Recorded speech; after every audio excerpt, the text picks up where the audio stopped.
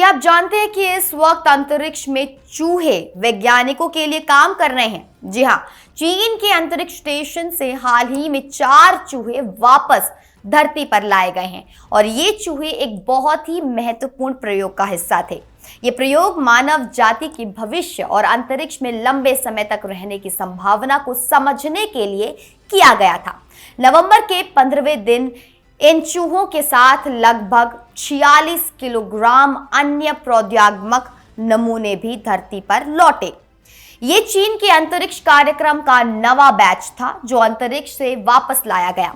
Shenzhou 21 अंतरिक्ष यान ने ये सभी नमूने लेकर वापस जब लौटा, इस मिशन में जो चीजें भेजी गई थी वो केवल चूहे नहीं थे। अंतरिक्ष स्टेशन से 26 वैज्ञानिक प्रयोगों के नमूने लाए गए। इनमें जेब्राफिश, जलकुंभी के पौधे, मस्तिष्क के ऊतक और विभिन्न सामग्री विज्ञान के नमूने शामिल थे। ये सभी प्रयोग विभिन्न क्षेत्रों में महत्वपूर्ण थे, जैसे अंतरिक्ष जीवन विज्ञान, सामग्री विज्ञान और दहन विज्ञान। चीनी विज्ञान अकादमी के तहत ये केंद्र, जिसे स्पेस यूटिलाइजेशन के लिए प्रौद्योगिकी और इंजीनियरिंग केंद्र कहा जाता है, वो इन सभी नमूनों का विश्लेषण कर रहा है। अब सवाल ये है कि इन चूहों को अंतरिक्ष में भेजने का क्या मतलब है? विज्ञानी इन चूहों को अंतरिक्ष में भेजते हैं क्योंकि चूहों की जैविक प्रणाली मनुष्य के समान है। जब ये चूहे अंतरिक्ष में चले जाते हैं तो उन्हें माइक्रोग्रेविटी यानी शून्य गुरुत्वाकर्षण का सामना करना पड़ता है।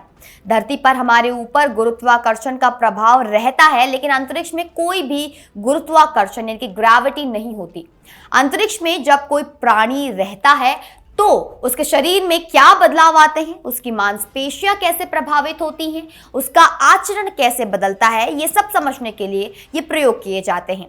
धरती पर वापस आने के बाद तुरंत ही इन चूहों की जांच की गई।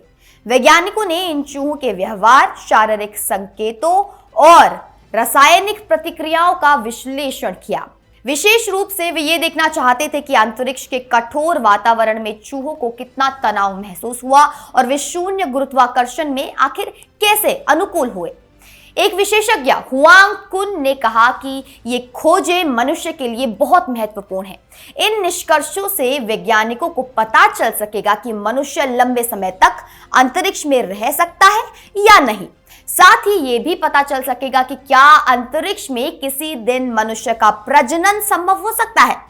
ये निष्कर्ष धरती पर भी मानव स्वास्थ्य से जुड़ी कई समस्याओं का समाधान निकालने में मदद दे सकता है। अब बात करते हैं अन्य प्रयोगात्मक नमूनों की। जेब्राफिश एक छोटी मछली है जिसका जीन अनुक्रम आंशिक रूप से मनुष्य के समान है, इसलिए इसे अंतरिक्ष में भेजा जाता है ताकि शून्य गुरुत्वाकर्षण से इस पर क्या प्रभाव पड़ता है ये समझा जा सके।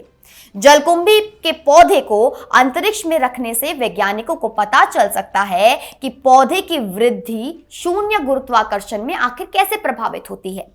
मस्तिष्क के ऊतकों का अध्ययन करके वैज्ञानिक समझ सकते हैं कि अंतरिक्ष का वातावरण मानव मस्तिष्क को कैसे प्रभावित करता है। ये सभी प्रयोग भविष्य में जब मनुष्य लंबे समय तक अंतरिक्ष में रहेगा तो उसके स्वास्थ्य की सुरक्षा के लिए बहुत आवश्यक होंगे। वैज्ञानिकों ने इन नमूनों पर बहुत ही जटिल विश्लेषण करने की योजना बनाई है। सबसे पहले तो वे कोशिका अनुक्रमण नामक एक तकनीक का इस्तेमाल करेंगे। इस तकनीक से वे ये देख सकेंगे कि अंतरिक्ष में शून्य गुरुत्वाकर्षण से कोशिकाओं में कौन से जीन सक्रिय हुए या निष्क्रिय हुए। वे प्रोटीन विश्लेषण भी करेंगे जिससे ये पता चल सकेगा कि कोशिकाएं अंतरिक्ष में कैसे काम करती हैं। वैज्ञानिकों को जैविक तंत्र के कई स्तरों पर यह देखना है कि माइक्रोग्रेविटी का क्या प्रभाव पड़ता है। इस शोध से नई जैविक तंत्र की पहचान हो सकेगी जो बीमारियों के इलाज में मदद दे सकती है। भविष्य में अगर कोई दवा या उपचार खोजा जाएगा तो वो इन्हीं खोजों पर आधारित होगा। इसके अलावा अन्य सामग्री विज्ञान के नमूनों का भी अध्ययन किया जाएगा। वेलोफ्रॉम, हाफनियम मिश्र धातु, नरम चुंबकीय सामग्रियां और लचकदार लौह विद्युत क्रिस्टल जैसी वस्तुएं अंतरिक्ष में रखी गई थी। इन सामग्रियों की संरचना, रासायनिक संरचना और तत्वों के वितरण को देखकर वैज्ञानिक ये समझ सकेंगे कि गुरुत्वाकर्षण सामग्रियों की बढ़ोतरी को कैसे प्रभावित करता है। ये खोजें उच्च प्रदर्शन वाली सौर कोशिकाओं, शक्तिशाली प्रकाश फाइबर और चंद्रमा के आधार पर बनाई जाने वाली सामग्रियों के विकास में मदद देंगी। ये शोध उपग्रह संचार और अंतरिक्ष अन्वेषण के लिए बहुत ही ज्यादा महत्वपूर्ण तकनीकी सहायता प्रदान करेंगे। दहन विज्ञान के प्रयोग भी बहुत अहम थे। जब कोई चीज अंतरिक्ष में जलाई जाती है तो उसमें आग कैसे लगती है, धुआं कैसे बनता है और नैनो कणों की संरचना कैसे होती है, ये सब समझने के लिए ये प्रयोग किए जाते हैं। इस शोध से नई ऊर्जा प्रणालियां, अंतरिक्ष में अग्नि सुरक्षा और नैनो सामग्रियों का उत्पादन बेहतर हो सकता है। चीन का यह प्रयोग दर्शाता है कि देश अंतरिक्ष जीवन विज्ञान के क्षेत्र में कितना आगे बढ़ गया है। इन प्रयोगों से मिलने वाली जानकारी न केवल अंतरिक्ष में मनुष्य के भविष्य को सुरक्षित बनाएगी, बल्कि धरती पर मानव स्वास्थ्य को भी बेहतर बना सकती है। भविष्य में जब मनुष्य चंद्रमा पर लंबे समय तक रहेगा या मंगल ग्रह पर जाएगा, तो ये सभी शोध उसके लिए एक मजबूत आधार साबित होंगे। अंतरिक्ष विज्ञान केवल एक तकनीकी उपलब्धि नहीं है, बल्कि ये मानव जाति के विकास की एक महत्वपूर्ण यात्रा है। चीन का यह कदम दर्शाता है कि अंतरिक्ष अन्वेषण के माध्यम से हम अपने भविष्य को आखिर कैसे बेहतर बना सकते हैं। आप देख रहे थे इंडिया न्यूज डिजिटल प्लेटफॉर्म की हमारी एक खास रिपोर्ट। मैं निकिता रावत फिर मिलती हूं कुछ ऐसे ही महत्वपूर्ण टॉपिक्स के साथ। तब तक आप अपनी टिप्पणियां हमें कमेंट सेक्शन में जरूर दें। धन्यवाद।